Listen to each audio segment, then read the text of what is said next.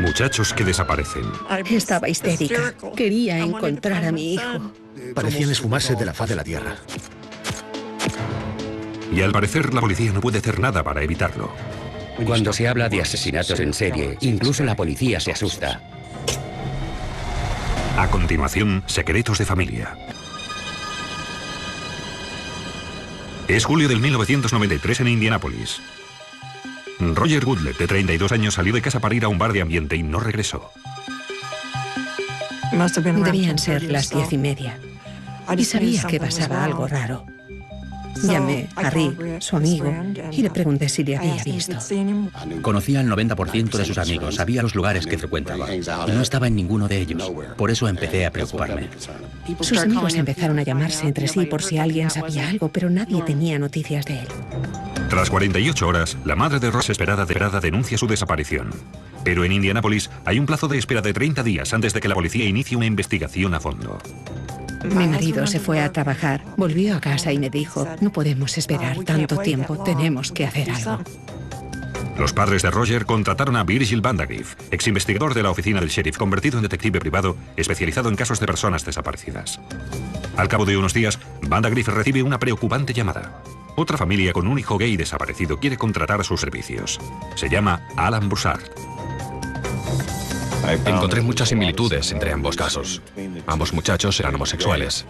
Frecuentaban los mismos bares, tenían el mismo tipo de empleo y el mismo peso y la misma altura. El detective cree tener pistas, pero le resultará imposible encontrar el rastro de ambos hombres. No tenían tarjeta de crédito ni teléfono móvil. Ni siquiera encontré nada de pertenencias personales. La noticia se extiende por la comunidad local gay. Yo estaba asustado, petrificado, pensaba, oh Dios mío, ¿qué está pasando con nuestros clientes? La comunidad gay estaba muy asustada. Imprimimos carteles donde pedíamos información sobre Roger y Alan. Enviamos investigadores a este ambiente de la zona de Indianápolis. No tan solo para distribuir los carteles, sino para hablar con los camareros y clientes de todos los establecimientos y conseguir así alguna información. Los esfuerzos de Vandagriff valen la pena. Empiezan a llegar pistas y con ellas más piezas del puzzle. Bien, la noche que desapareció Roger, dos personas distintas le vieron subir a un coche frente a la biblioteca en el centro de la ciudad. Un amigo mío me dijo que le había recogido un coche azul con matrícula de Ohio. Le saludó con la mano y subió al coche. Y esa fue la última vez que fue visto con vida. Otra pista llevará al detective hasta los bajos fondos de la ciudad. También recibimos información sobre una red de prostitución masculina que operaba desde cierto establecimiento. Montamos un operativo de vigilancia para averiguar si veían alguna actividad sospechosa o si aparecían por allí las personas desaparecidas. Pero no encuentran ninguna relación con las desapariciones. También empezamos a vigilar los aparcamientos en busca de algún vehículo con matrícula de Ohio. Pasan las semanas sin ninguna novedad, y luego el misterio se vuelve todavía más impenetrable. Empezamos a recibir llamadas telefónicas de editoriales de revistas gay. Querían comunicarnos que había más chicos gay desaparecidos en Indianápolis. Vandagriff sabe por instinto que solo puede haber una explicación. Me di cuenta de que se trataba de un asesino en serie y que urgía encontrarle y detenerle. Pero sea quien sea, ese depredador sabe borrar sus huellas y acechar a sus presas. Los asesinos en serie suelen escoger a sus presas entre la gente que consideran más vulnerable. En los bares de ambiente, eligen a las personas que más beben y resultan más fáciles de convencer para que le acompañen. Pero si el asesino creía que nadie echaría en falta a sus víctimas, ha cometido un grave error. Las familias de Goodlet y Broussard no cejarán en su búsqueda. Y cuando ya han pasado los 30 días de espera, la policía de Indianápolis pasa a ocuparse del caso. Ya teníamos noticia de la desaparición de varios muchachos que respondían a una descripción similar desde 1992. Con ellos, el número total de desaparecidos se eleva a 8 en los últimos 2 años, incluidos Roger y Alan. Durante la investigación, empezamos a estudiar las relaciones existentes en aquella comunidad para establecer quién conocía a quién. La policía encuentra a un sospechoso, un hombre relacionado con 2 de los hombres desaparecidos. Enseguida tuvimos la sensación de andar bien encaminados. Lo que intentaba ir de aquel punto no fue tan solo vincularlo con 2 de las personas desaparecidas, sino ver cuántas conexiones más podíamos establecer. La policía no tarda mucho en establecer estas conexiones. Más tarde descubrimos que uno de los desaparecidos también había tenido una relación con esta persona. Era un sospechoso cada vez más plausible. La policía tiene ya sus motivos para registrar su domicilio. Llevamos a cabo un registro de su domicilio, con su permiso. Llevábamos perros especializados en encontrar cadáveres y registramos a fondo toda la finca, buscando cualquier depresión en el que pudiera indicar una posible tumba. Pero una vez más, esta pista resultó terminar en un callejón sin salida. Pasan 3 meses sin novedades, hasta que un desconocido se dirige a Vandagriff con impactantes revelaciones. El informante nos llamó y nos dijo que había conocido a una persona en un bar de ambiente. Se había marchado con él a su casa y que allí habían ocurrido cosas muy extrañas. Pensaba que quizá esta persona pudiera ser responsable por la desaparición de Roger Goodlett. El hombre cuenta una historia terrible sobre una noche en que estuvo a punto de morir. Convencido de que está diciendo la verdad, el detective Vandagriff se pone en contacto con el teniente Green. Virgil nos fue muy útil porque nos dio una de las piezas del rompecabezas que estábamos buscando. Un superviviente, alguien que podía darnos una descripción de la persona o incluso del lugar donde se había desarrollado el encuentro. Mientras el superviviente sigue contando su historia, los investigadores empiezan a tener un atisbo del modus operandi del asesino en serie.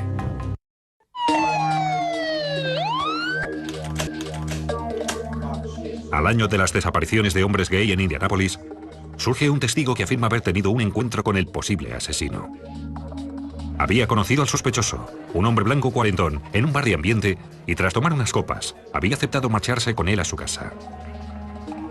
El testigo dijo que le había conducido en dirección norte, lejos de la ciudad, hasta una especie de mansión muy aislada. Cuando llegaron a la casa, los 2 hombres se dirigieron hacia la piscina. El testigo observó varias cosas peculiares, como por ejemplo muchos maniquíes alrededor de la piscina. Bebieron más alcohol y probablemente consumieron cocaína. El testigo nos contó que se bañaron en la piscina y que entonces el anfitrión le sugirió un pequeño truco para realzar el placer sexual. El sospechoso preguntó al informante si había probado alguna vez la asfixia como medio para realzar el placer sexual. Y él dijo que no lo había probado. Entonces le convenció de que ese sistema proporcionaba el subidón más grande, el mejor orgasmo posible.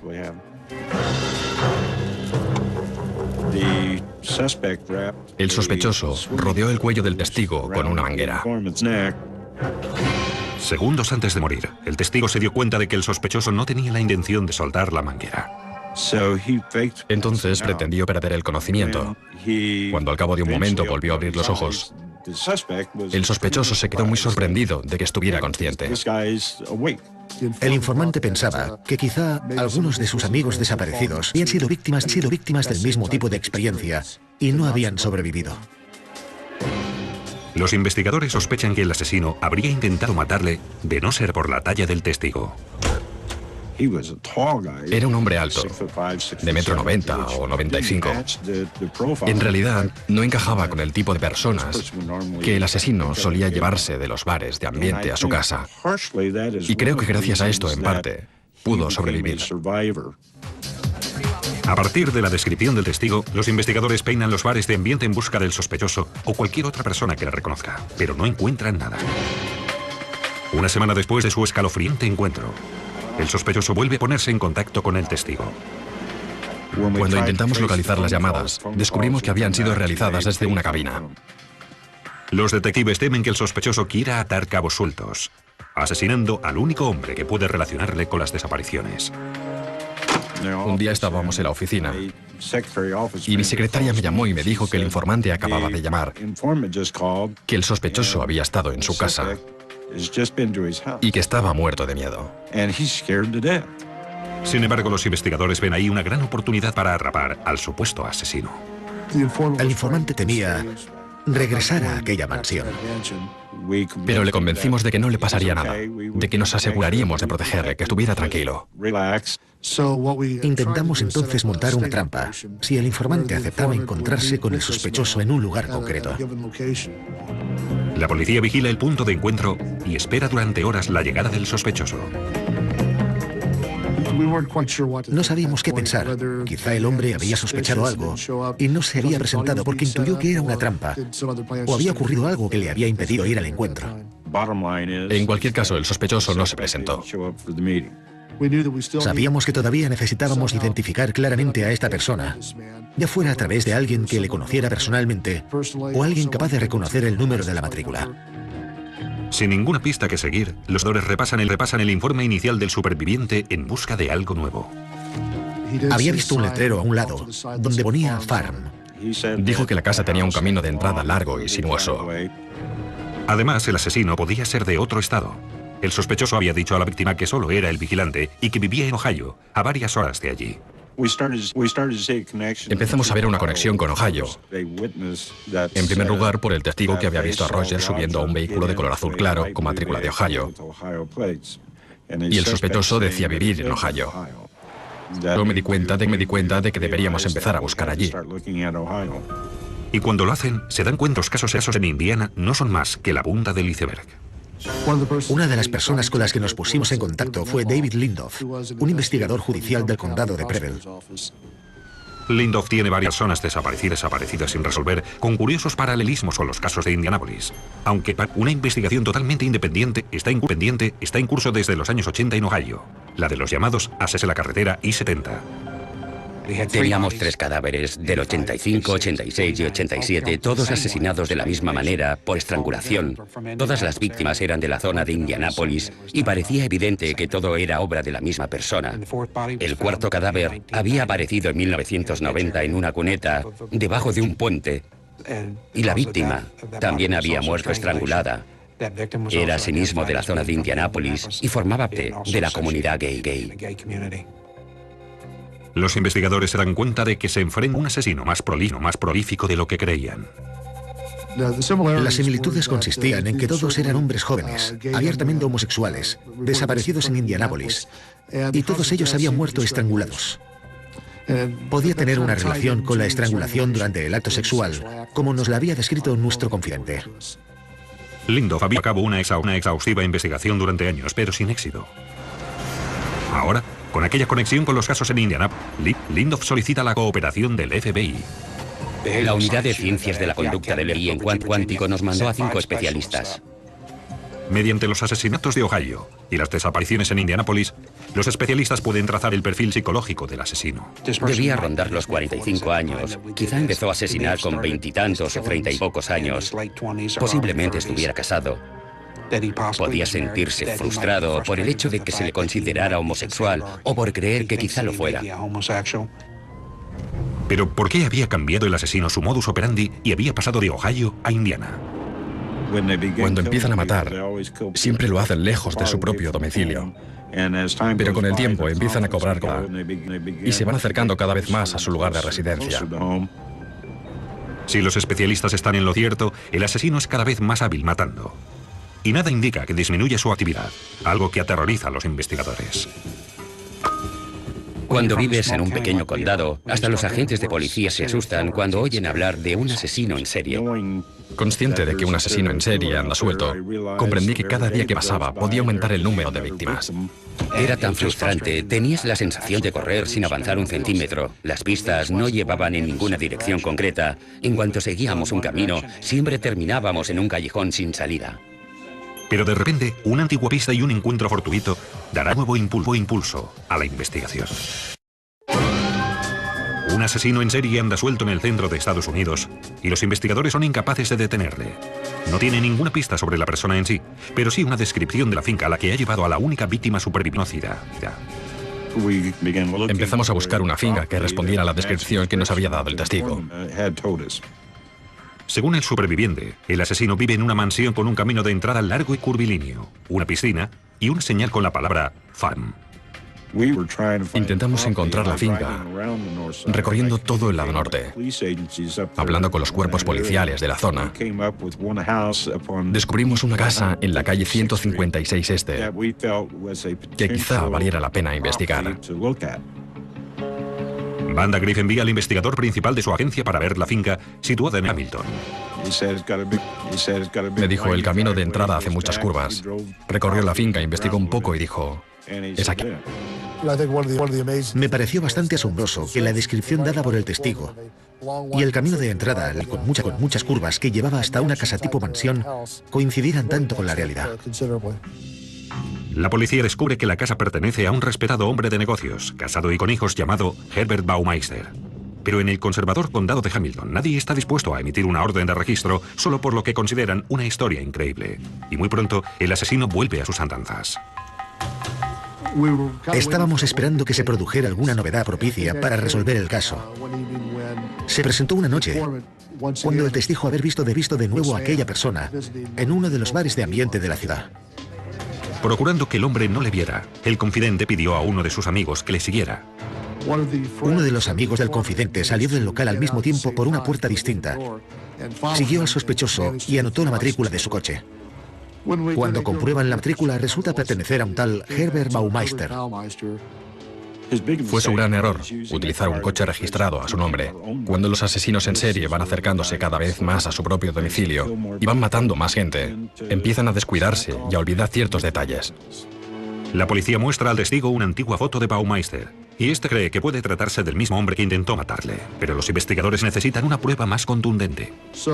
Regresamos a las oficinas y dedicamos todos nuestros recursos a averiguar todo lo que pudiéramos sobre Herbert Baumeister.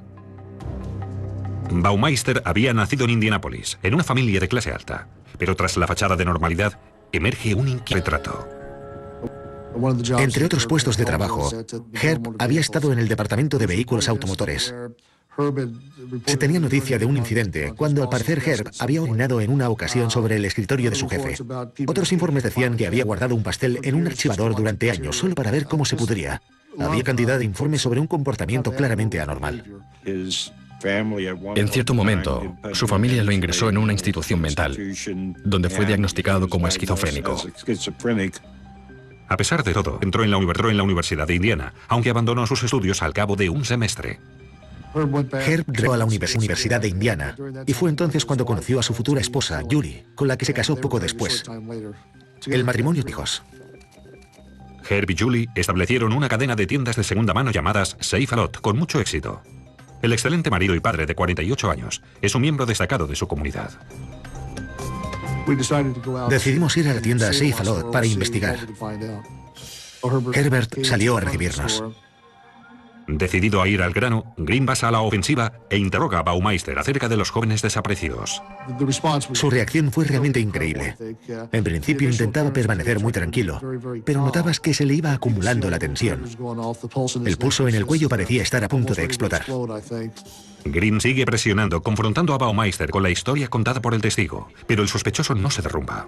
Negó tener nada que ver con cualquiera de las desapariciones denunciadas. Intentamos convencerle para que nos permitiera registrar su casa para poder descartarle como sospechoso.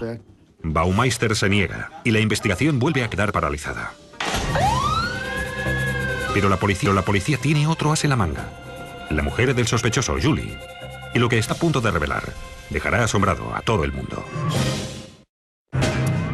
Los investigadores están convencidos de que Herb Baumeister es un asesino en serie que ha matado a más de 8 hombres gays, pero no tienen pruebas contundentes. Quizá no esté ni dentro de su jurisdicción. Aunque las desapariciones fueron denunciadas en Indianápolis, creíamos que los crímenes habían tenido lugar en Hamilton. Green y Vandagriff necesitan una orden de registro. El departamento del sheriff del condado de Hamilton se niega a emitirla sin más pruebas. Creo que lo más escandaloso de aquella investigación fue la falta de cooperación por parte del condado de Hamilton. Pasan 3 meses sin ninguna novedad. Pero entonces, los investigadores descubren que Julie ha solicitado el divorcio y que Herb ha abandonado el hogar. Si Julie acepta cooperar, los investigadores quizá tengan por fin la gran oportunidad que han estado esperando con tanta ansiedad. Le dijimos que estábamos investigando varios homicidios de homosexuales. Ella pareció sorprendida y dijo, no estoy muy segura de lo que es un homicidio homosexual.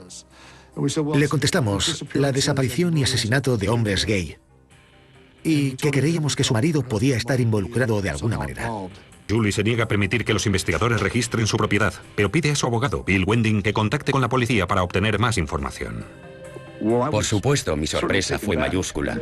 Creían tener un testigo, creían tener la identificación de un coche, creían saber dónde habían ocurrido los hechos y Julie se quedó conmocionada al saber todo eso.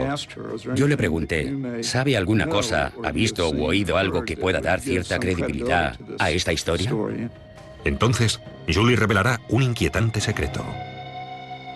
Me contó por primera vez que unos meses atrás su hijo estaba jugando en el boscoso parque de su casa y que al parecer había encontrado un cráneo humano y se lo había llevado a casa.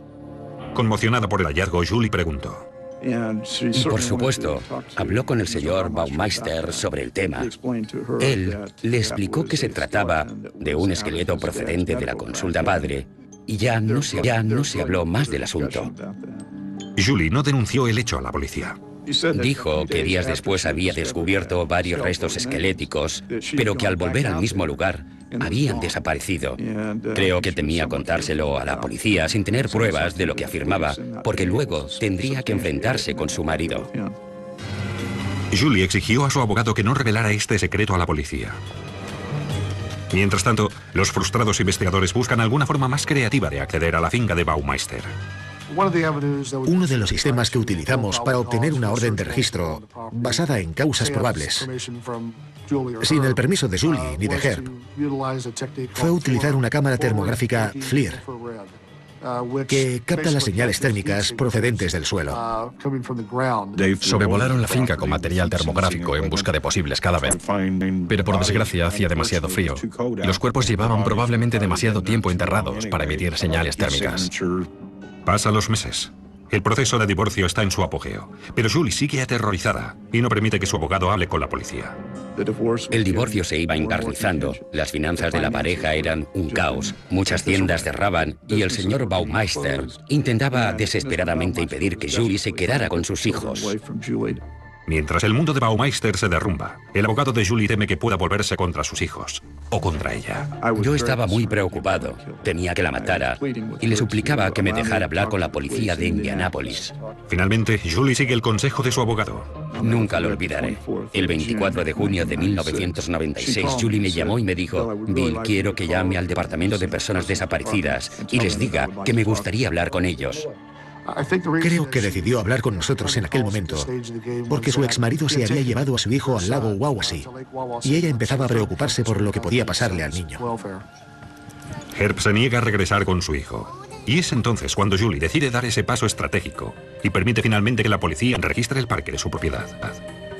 Nos acompañó hasta el lugar donde su hijo había encontrado el cráneo y el esqueleto en el año 1994. Tras meses esperando poder registrar la finca de Baumeister, las excavaciones revelan un secreto enterrado.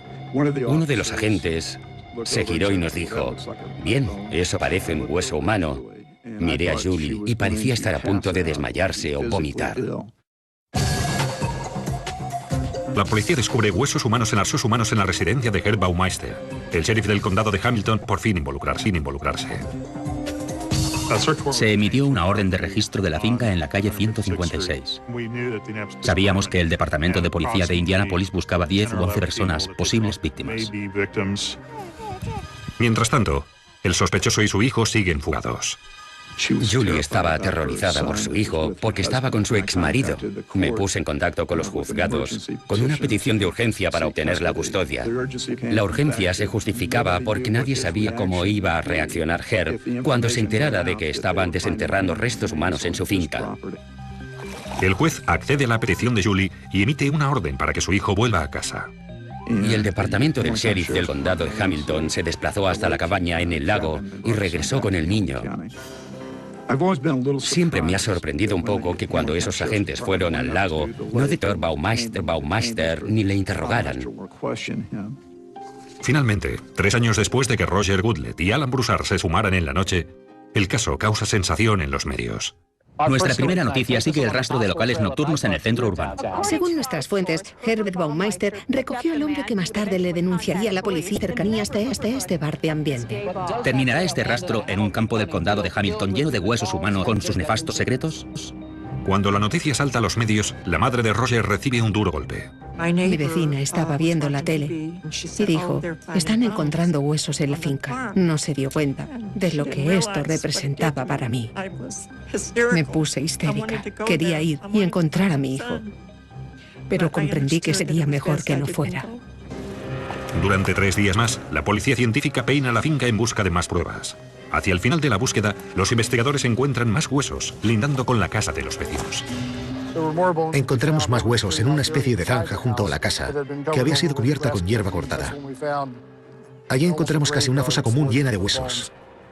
Uno de los aspectos más interesantes de este descubrimiento fue, en primer lugar, que no había ningún cráneo. En total se exhumaron miles de huesos y fragmentos óseos que pertenecían al menos a 11 personas distintas. Pero sin los cráneos, su identificación era imposible.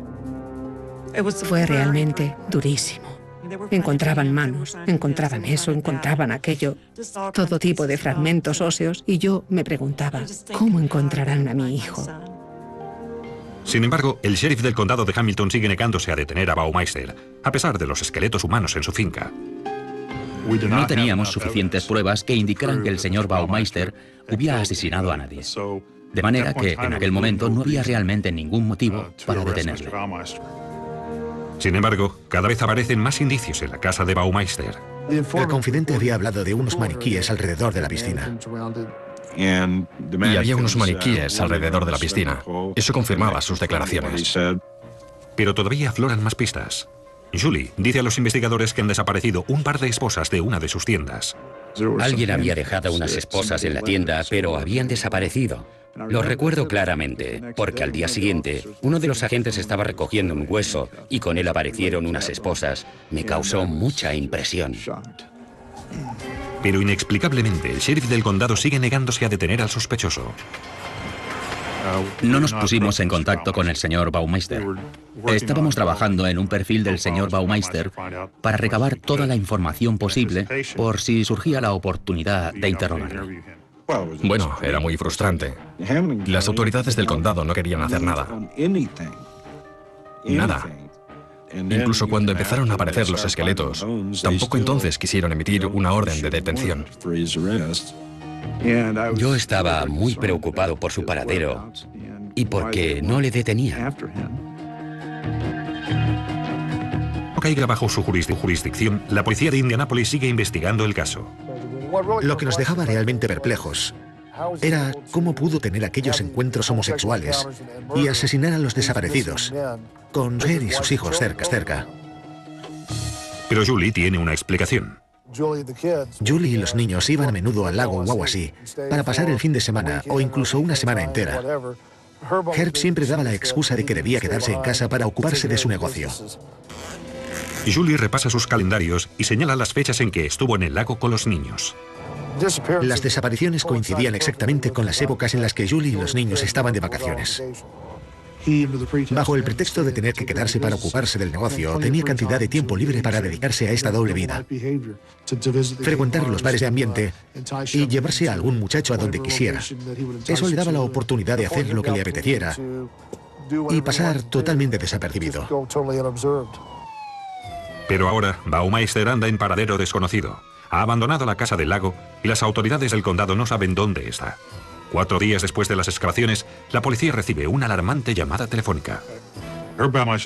El hermano de Herb Baumeister nos informó de que su hermano le había pedido que le mandara dinero por Western Union a un lugar de Michigan, a este lado de la frontera canadiense. Fue entonces cuando nos dimos cuenta de que quería huir a Canadá. Y la policía de Hamilton sigue sin hacer nada para localizar y detener a Baumeister. Le pregunté a Ken Wiseman dónde estaba el señor Baumeister y su respuesta me sorprendió un poco. Dijo, no sabemos exactamente dónde está. Creemos que está en Michigan. Debíamos haberle vigilado, pero no lo hicimos. Con un jardín repleto de huesos, tomar por fin el sheriff del condado de Hamilton cartas en el asunto y detener a Baumeister antes de que vuelva a matar.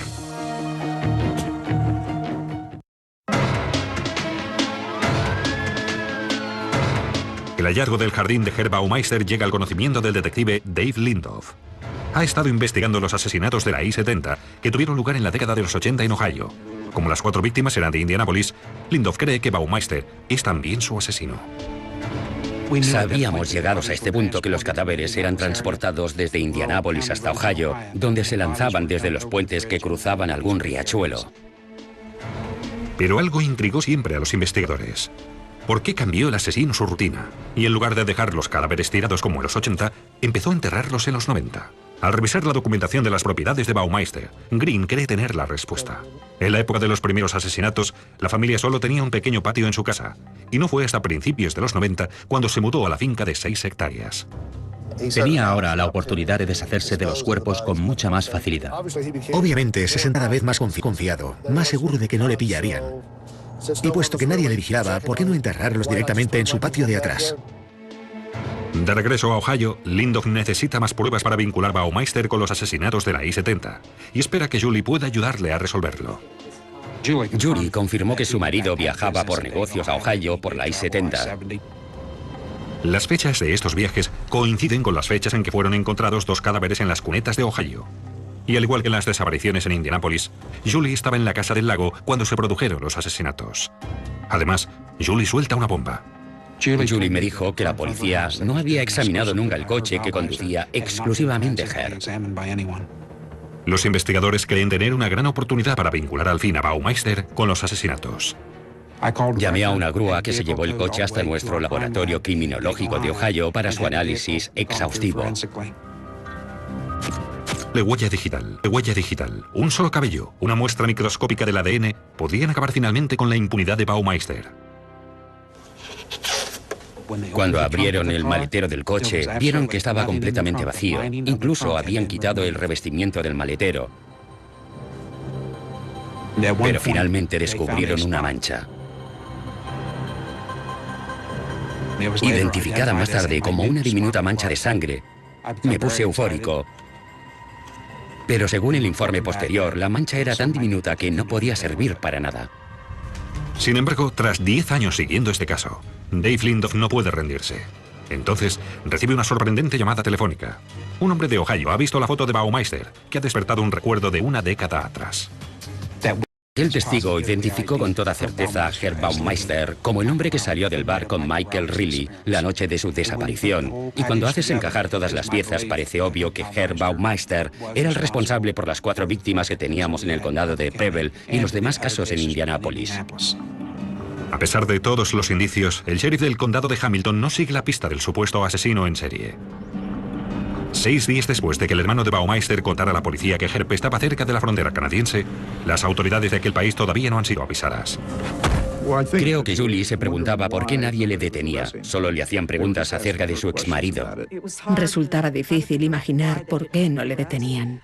Si no era por el hecho de que los Baumeister fueran ricos, tenían dinero. Se negaban a creer que alguien que vivía en esta zona residencial tan lujosa pudiera hacer algo semejante. Y nadie está preparado para la increíble noticia que está a punto de llegar. A primera hora de la mañana del 4 de julio de 1996, el hermano de Herb Baumeister me informó de que Herb se había suicidado. Las autoridades canadienses habían encontrado el coche de Baumeister en el arcén de una carretera. Se había disparado un tiro en la cabeza. La reacción de Julie fue de profunda consternación. Se hundió emocionalmente y se puso a llorar. Los niños bajaron del primer piso y cuando se enteraron de lo ocurrido, también se pusieron a llorar. No fue una escena muy agradable. Al parecer, Herb Baumeister sabía que había llegado al límite. La víspera de que Herb se suicidara, un policía canadiense se le había acercado para interrogarle. Había aparcado su coche en el arcén y se había quedado dormido. La gente anotó el nombre y la dirección y aparentemente entró los datos en el ordenador. Por lo tanto, si la policía canadiense hubiera sabido que era un hombre buscado, lo habría descubierto enseguida. El reinado del terror de Baumeister había terminado y aparentemente el asesino no tenía la intención de asumir las cosas. Se recuperaron casi 5.000 huesos que pertenecían a 11 víctimas por lo menos, según pudimos calcular. El número total de víctimas no hace más que aumentar. En Ohio, los investigadores consideran a Baumeister responsable de al menos otros 10 asesinatos, ascendiendo a un total de 21. Nadie sabrá jamás cuántos más siguen enterrados. Era un asesino en serie consumado. Quería controlarlo todo y quiso llevarse consigo todo lo que sabía. Cuando Herb Baumeister se quitó la vida, se llevó consigo todos estos secretos. Luego, la aparición de una nota de suicidio en el coche de Baumeister alimenta las esperanzas para poder cerrar el caso. Aquella nota despertó bastante expectación. Esperábamos que contuviese información sobre lo sucedido a esos pobres muchachos para poder cerrar el caso. Pero solo hablaba del fracaso de su matrimonio y de sus negocios. Me sentí muy frustrado. Tuve la sensación de que Herb Baumeister nos había engañado a todos, al igual que había engañado a su familia o a los jóvenes que había recogido, y una vez más, a los supervivientes de estas víctimas. Se merecían saber qué había ocurrido a sus seres queridos. Gracias a los avances científicos, se han podido identificar 7 víctimas. Roger Goodlett entre ellas. Roger y yo llevábamos 17 años juntos. Era como si una parte de mi corazón se hubiera muerto. Porque era mi amor, mi amigo, mi familia. A veces he pensado en quitarme la vida, porque no lo soportaba, sufría tanto. Y para poder seguir viviendo con ello, tengo que reprimirlo todo.